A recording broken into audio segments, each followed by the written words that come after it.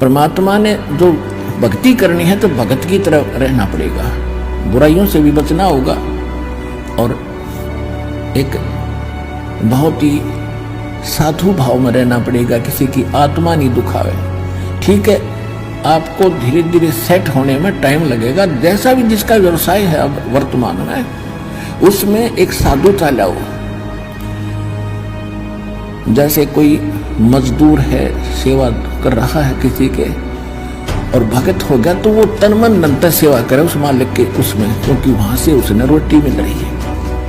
और फिर परमात्मा ऐसी प्रेरणा करेगा उस मालिक के अंदर, देख भगत आदमी होते ऐसा हो भाई, कोई चीज पड़ी रहो घर में उसके लिए मिट्टी समझे, चाहे पैसा हो चाहे सोना हो कुछ भी हो, अपनी मिली हुई 2 रोटी यानी दो दिहाड़ी मिलती है उसमें संतोष सब्र करके देखा कितनी इज्जत बनेगी उसकी और कितनी विनम्रता और उसके प्रति सद्भावना और उसका आदर बनेगा उस मालिक के हृदय में। इसी प्रकार अगर आप मालिक हैं, भगत हैं, आपके यहाँ कोई सेवादार सेवा करता है, उनको अपने बच्चों की तरह समझें, उनको भगवान के बच्चे समझें।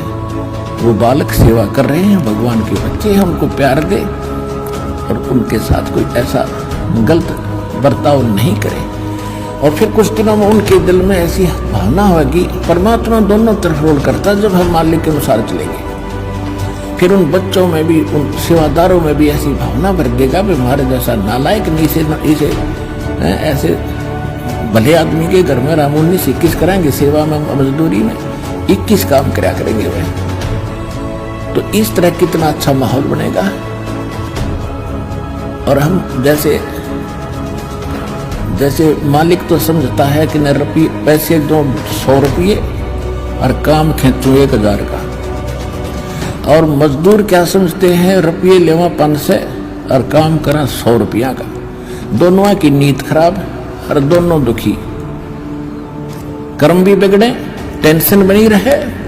तो इस प्रकार हमने अपने इस अंतःकरण के अंदर एक साधु भाव लाना पड़ेगा और तब हम देखना आपका वातावरण कैसे बदलने लगेगा, कैसे बदलने लगेगा, पूछो मत। तो तब हम यहाँ भी सुखी होंगे, आपको चिंता नहीं रहेगी कि वहाँ सेवादार सेवा कर रहे हैं, वो अपने तन मन धन से सेवा करेंगे भगवान से डर के, वो भगवान से डरने वाले हो जाएंगे, फिर बातें खत्म हो जाएगी। अब तो आग लगी पड़ी है, रिश्वत ले ले, वो ले लूँ, प्राण करूँ, जब करूँगा तेरा काम करते 500 रुपये, और उधर से 500 ले लिए, डॉक्टर के जाकर 1000 लग गए, वो 500 भी गए, 500 अपनी तनख्वाह में तो गए। अरे वो पाप कर्म जो कह दो धरे के धराए रहेंगे, फिर गधा बनकर पूरे करेगा जिससे रिश्वत ली है। तो इसी विघ्न में पैर दो मत, ये भगवान बताना चाहते हैं।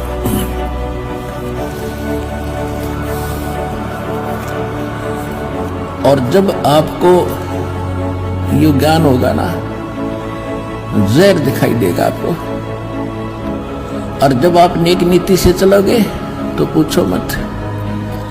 अब दास बहुत देखता है, एक छोटा सा बच्चा ने बोला जी 55 रुपये पाए मैंने पड़े, वो घर पे लाया, घर वाले बोले ना बेटा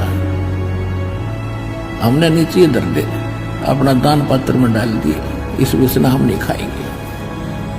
अब देख जिसके गिरे थे उसको पुण्य हुआ, अब यहाँ पर भंडारे में लग गए, और वैसे उस पर चौनी खर्च हो रही थी कि उसने विधि का पता नहीं, और वैसे कोई और मिल जाता उसने जाते कह घुट्टी लाओ उसके 55 रुपये की, या कितने मांस मिट्टी खाओ उसको और पाप लगाओ। तो इस प्रकार हमारी नीत साबित होगी, भगवान खुश होगा, और जब भगवान खुश होगा तो फिर कमी नहीं रहेगी। हमने परमात्मा को प्रसन्न करना है, और परमात्मा प्रसन्न होगा तो फिर कमी किस चीज की, फिर तो क्या बताते हैं परमात्मा,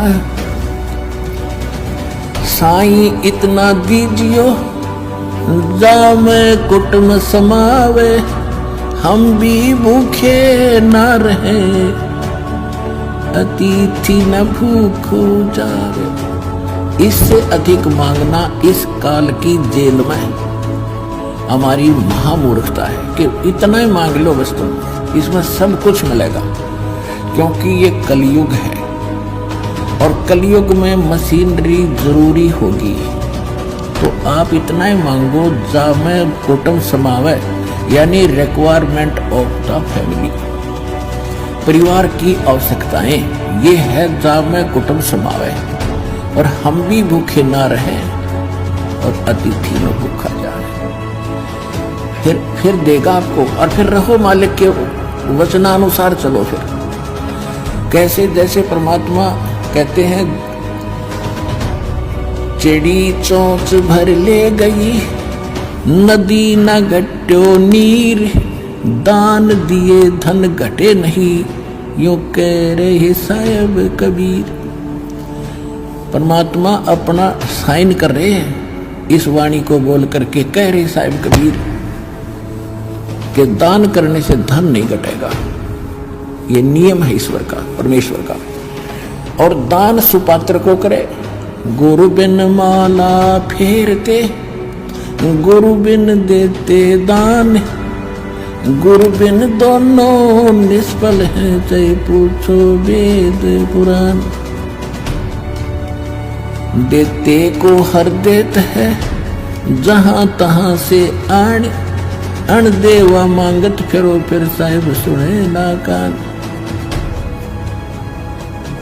अब परमात्मा ने भूमिका करके दिखाई हमारे को कि साईं इतना दीजियो जिसमें कुटुंब समावे, एक धानक, एक जुलाहा, सुबह से लेकर शाम तक एक बारीक बारीक तार इकट्ठे करके धागे और कपड़ा बुनता है।